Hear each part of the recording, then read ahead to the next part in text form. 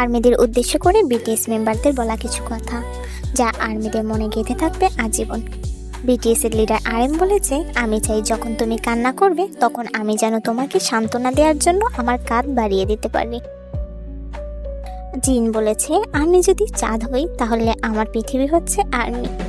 আমাদের চেহব বলেছে, নিজেকে কখনো ছোট করে দেখবে না, সবাই সব দিক থেকে নিখুঁত হয় না। আমাদের সুগা বলেছে, আমরা ছাড়া আর্মিদের কেউ স্পর্শ করবে না, দুঃখিত, এতে আমাদের হিংসা হয়। জিমিনা বলেছে, মনে রাখবে কোরিয়ান সিউল শহরে একজন মানুষ আছে যে তোমাকে বোঝে। আমাদের গুড বয় লি বলেছে, যদি আমাদের 7 জনকে সমানভাবে ভালোবাসতে না পারো তাহলে দয়া করে নিজেকে আর্মি বলে দাবি করো না।